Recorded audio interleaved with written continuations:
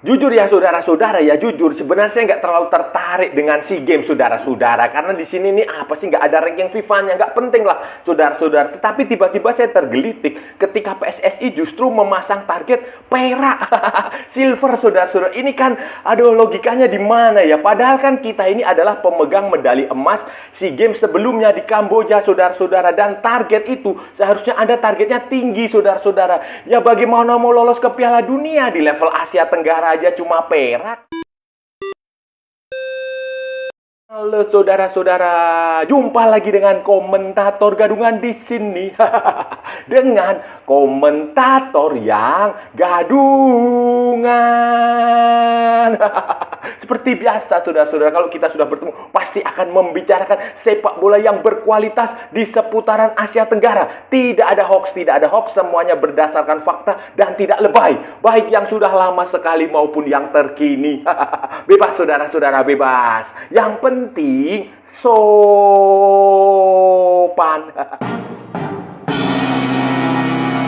Nah, jadi begini saudara-saudara, jadi begini, nanti mulai tanggal 5 Desember itu, tanggal 5, tanggal 8, dan tanggal 12 Desember 2025 itu tim nasional Indonesia U22, 22 apa 23 ya? Ya itulah, itu akan mulai bertanding di SEA Games saudara-saudara, SEA Games di Thailand. Thailand sebenarnya venue utamanya nggak tahu ya di Bangkok atau di Chiang Mai ya, tetapi pertandingan Indonesia sepak bola itu akan dimainkan di Chiang Mai, kemudian ada lagi di grup yang lainnya itu ada yang main di Bangkok, ada yang main di Songla. Tetapi Indonesia nanti bersama dengan Singapura, Filipina, dan Myanmar itu akan main di Chiang Mai, saudara-saudara. Itu di situ kemudian mulai tanggal 5 ya saudara-saudara, dan yang skuad yang akan dipimpin oleh Indra Syafri ini belum diumumkan, masih dicoba dinego. Dinego klub itu coba dinego untuk melepaskan pemainnya, khususnya pemain-pemain abroad, karena Indra Syafri berkeinginan membawa pemain seperti Justin Hubner, kemudian Marcelino Ferdinand, kemudian siapa lagi? Si Mauro Zylstra, kemudian Dion Max, kayak begitu. Tetapi kan nggak tahu, karena ini bukan kalender FIFA, tidak ada dalam kalender FIFA, sehingga ya kemungkinan besar klub tidak punya hak, tidak wajib untuk melepas pemain. Karena itu dari situ saudara-saudara, saya bisa membaca bahwa PSSI terlihat realistis dengan hanya memberi target adalah silver, perak. Nah, medali perak saudara-saudara. Hanya memberi target medali perak, mereka terlihat realistis, walaupun sebenarnya ini bagi saya adalah target yang ya, apa sih, masa perak? Kita ini kan juara bertahan saudara-saudara. Kita juara SEA Games edisi sebelumnya 2023 waktu itu di Kamboja, yang kita tawuran dengan Thailand. Itu saudara-saudara, itu kita mendapatkan medali emas. Seharusnya normalnya wajarnya itu ya seharusnya kita targetnya kembali medali emas, tetapi tampaknya PSSI itu cukup realistis, mungkin ya agak minder juga ya saudara-saudara ya dengan skuad yang ada, apalagi kemarin dalam 2 uji coba melawan Mali itu ya hasilnya kalah sama seri saudara-saudara. Jadi ya mau tidak mau tetap mereka memasang target perak. Ke skuad dalam negeri kita, skuad tim kita yang mungkin belum jelas siapa yang akan menjadi starting line up-nya, siapa yang akan dibawa juga. Kalau kita melihat, membaca peta persaingan, itu jelas Thailand di situ sebagai tuan rumah, dan Vietnam juga di situ adalah 2 tim yang kuat saudara-saudara. Vietnam ini kemarin juara Piala AFF, kemudian mereka lolos ke Piala Asia U23. Thailand juga saudara-saudara. Vietnam ini dilatih oleh Kim Sang-sik. Kim Sang-sik masih melatih di U23 ini, dan mereka dengan tim yang amat sangat bagus. Kalau waktu main di Jakarta aja mereka bisa mengalahkan Indonesia. Seandainya nanti bertemu di Thailand ya sulit saudara-saudara. Jadi ini tampaknya salah satu pertimbangan mengapa salah 2 pertimbangan mengapa PSSI terlihat realistis. Dan Vietnam tentu saja menurut saya cukup bisa layak diunggulkan untuk mendapatkan medali emas, karena ini tim yang sangat bagus. Mereka timnya U23 ini sangat kompak, sudah satu padu dengan sudah bersama-sama dalam tempo yang lama, kemudian pelatihnya juga tidak berubah. Sementara Indonesia kan berubah dari Gerard van den Berg, sekarang Indra Safri, kembali lagi Indra Safri. Kemudian begitu pula dengan Thailand, saudara-saudara. Thailand, apalagi Thailand adalah statusnya sebagai tuan rumah. Waktu kemarin Piala AFF itu juga mereka bagus. Berapa itu? AFF U19 ya. U22, U22 apa U23 itu juga mereka bagus. Di kualifikasi Piala Asia juga mereka lumayan bagus. Mereka punya pemain-pemain yang menurut saya cukup bagus. Cara bermain mereka juga bagus. Jadi ya saya rasa secara logika, secara teknik di lapangan sepak bola itu nanti kemungkinan potensi terjadinya final perebutan medali emas antara Thailand dan Vietnam ini terbuka cukup lebar, saudara-saudara. Jadi kalau Indonesia memasang target perak, ya saya rasa cukup realistis.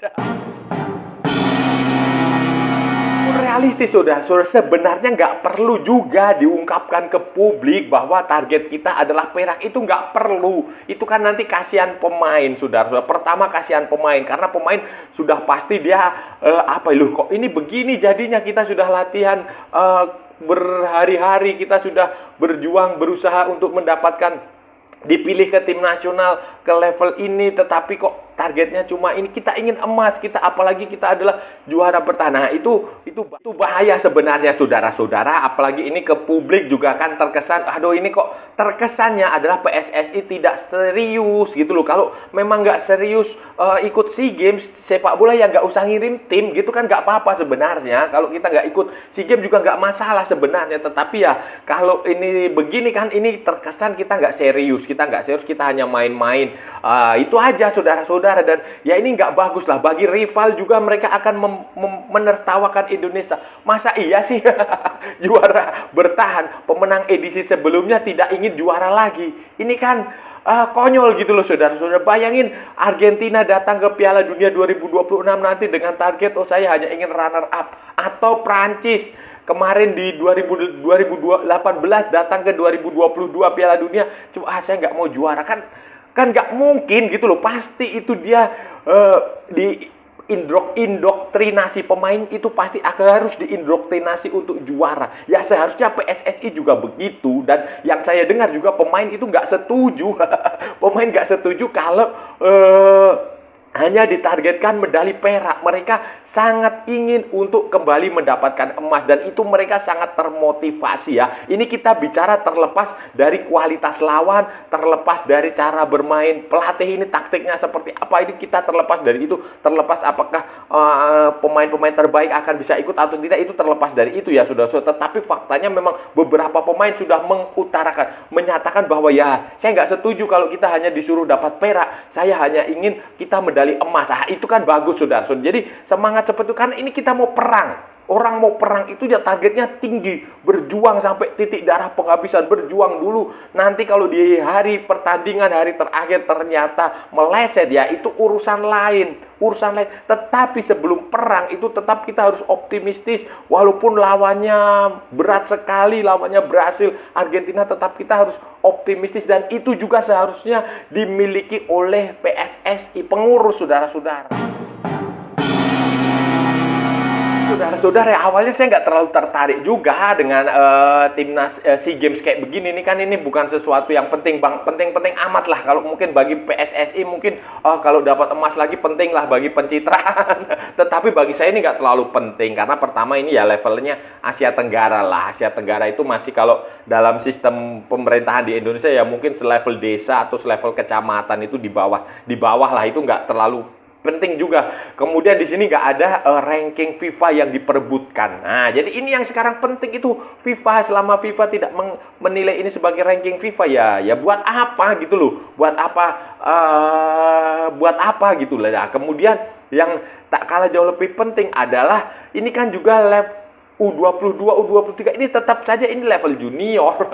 Gitu loh, saudara. Jadi dan bukan kalender FIFA. Jadi tidak terlalu penting bagi saya, saudara. Beda dulu ceritanya tahun 80-an, tahun 90-an ketika SEA Games ini menjadi sesuatu yang turnamen yang benar-benar bergengsi. Itu beda. Kalau Oh, pada waktu itu ya, memang itu SEA Games, Asian Games, Olimpik itu sesuatu yang luar biasa, yang bergengsi, yang harus mati-matian diperjuangkan. Itu saya setuju. Pelatnas tahun 91 ketika Indonesia mendapat emas sampai pelatnas kemana-mana. Itu saya rasa harus seperti itu. Tapi sekarang ini eranya berbeda. Orang tidak lagi biasa gitu loh. Sudah dapat emas biasa aja. Paling juga buat pencitraan pejabatnya seperti ketua umum, menteri atau pengurus-pengurus organisasi olahraga di situ, ya hanya pencitraan buat mendapatkan kredit, supaya mendapatkan pujian, supaya mendapatkan apresiasi. Itu aja sebenarnya, saudara-saudara. Jadi bagi saya SEA Games sebenarnya tidak penting, tetapi ya karena kemarin saya mengetahui bahwa PSSI hanya menargetkan perak, ya ini saya tergelitik. Masa iya sih juara bertahan kok targetnya cuma perak? Kalau kita di Asia Tenggara aja targetnya perak, apa iya kita bakal lolos ke Piala Dunia?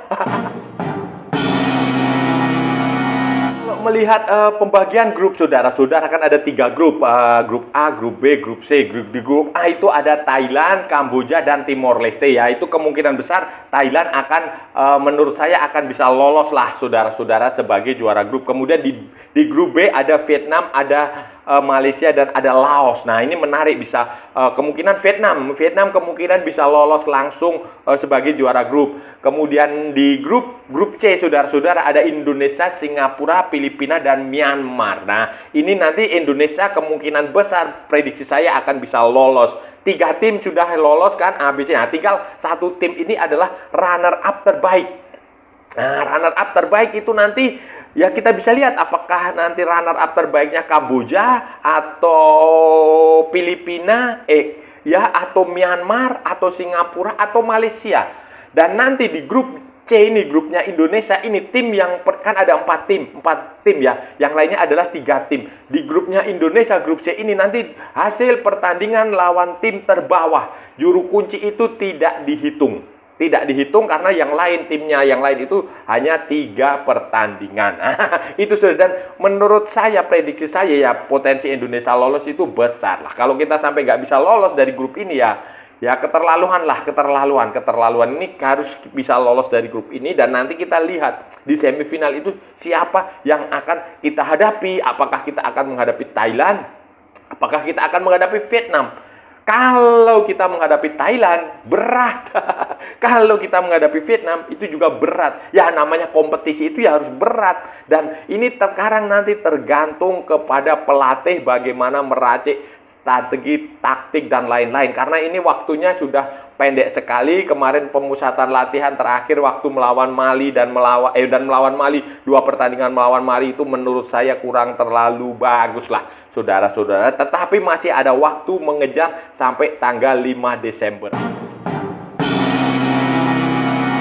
Berat, saudara-saudara, tetapi kan kita punya Indra Syafri di situ. Indra Syafri ini Anda suka atau tidak suka cara dia bermain yang kayak begitu-begitu aja, yang monoton. Fakta menunjukkan bahwa Indra Syafri ini sangat beruntung, cukup dinaungi Dewi Keberuntungan, Dewi Fortuna, ketika bertanding memimpin sebuah tim di level Asia Tenggara.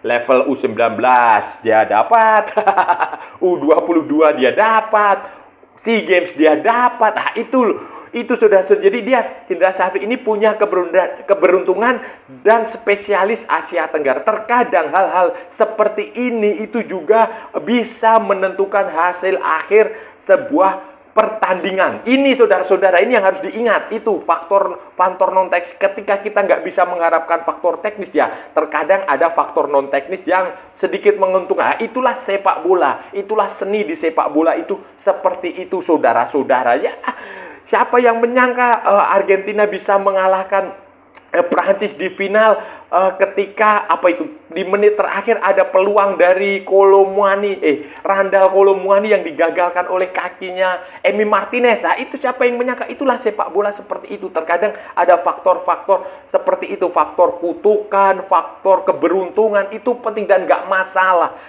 dalam sepak bola itu seperti itu. Dan ini Indra Syafri ini harus kita tempatkan sebagai satu faktor khusus yang sebenarnya kita boleh layak lah, kita bisa layak optimistis menghadapi SEA Games ini dengan lawan-lawan yang di depan mata cukup berat, khususnya Thailand, khususnya Vietnam, karena faktor Indra Safri sebagai pelatih yang spesialis, kita harus mengatakan spesialis Asia Tenggara ini tidak dimiliki oleh tim-tim lain, khususnya Vietnam, khususnya Thailand yang secara teknis akan menjadi rival terberat Indonesia. Saudara-saudara, itu tadi pembahasan kita hari ini, saudara-saudara. Kita sudah bicara panjang lebar dari A sampai Z, dari barat sampai ke timur, dari utara sampai ke selatan, dari Sabang sampai Merauke, dari Pulau Rote sampai Pulau Miangas, dari New York sampai San Francisco, dari London sampai Istanbul, dari Zimbabwe sampai Vanuatu, dari Kepulauan Malvinas sampai Greenland, saudara-saudara, dari Santa Fe sampai ke Buenos Aires untuk melihat dokumen kelahirannya Facundo Garcés dan teman-temannya.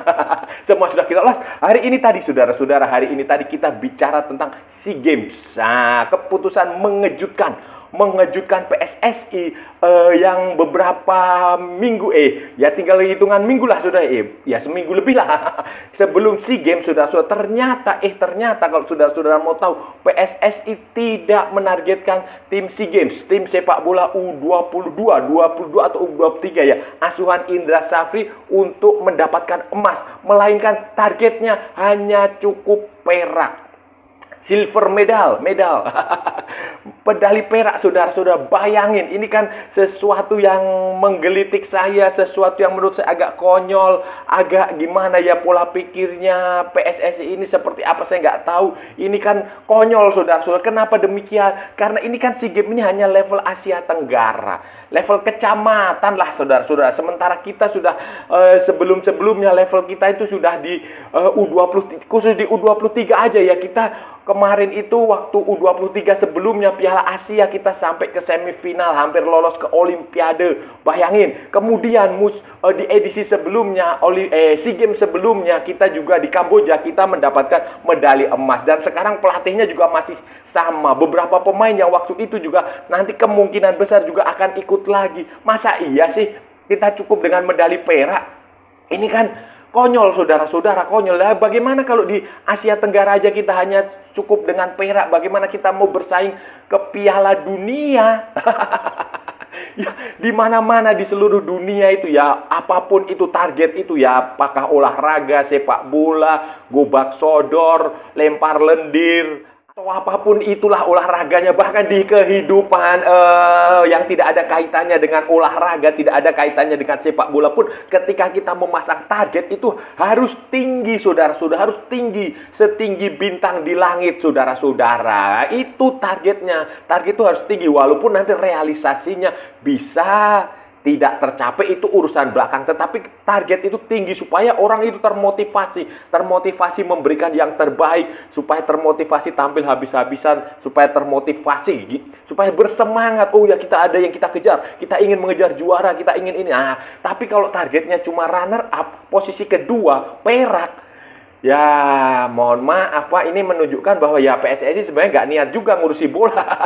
Nggak tahu apa yang terjadi, saya nggak tahu. Tetapi kan ya ini sayang sekali lah, harusnya target tinggi, apalagi ini skuadnya juga kan pelatih Indra Safri kita tahu edisi sebelumnya mendapatkan medali emas, tetapi kan kita nggak tahu juga ini pemain-pemain yang akan diumumkan akan menjadi bagian dari skuad akan berangkat ke Thailand ini nanti siapa, saudara-saudara, siapa kita nggak tahu, karena ya kan ini bukan kalender FIFA, dan pertandingan pertama nanti Indonesia tanggal 5 Desember itu akan memulai dengan pertandingan melawan Singapura, kemudian Filipina di tanggal 8 dan Myanmar di tanggal 12, dan teorinya Indonesia akan bisa lolos dari grup ini. Nah, nanti tinggal di semifinal kita lihat apakah kita akan bertemu Thailand, apakah kita akan bertemu Vietnam, apakah kita akan bertemu Malaysia. Nah, itu akan dilihat nanti di pertandingan itu. Dan kalau bagi saya ya tetap mungkin Thailand akan juara bisa, atau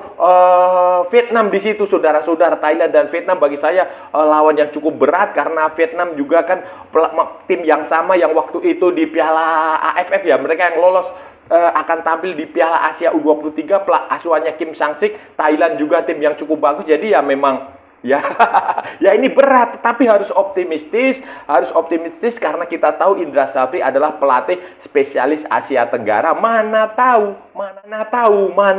hokinya apa?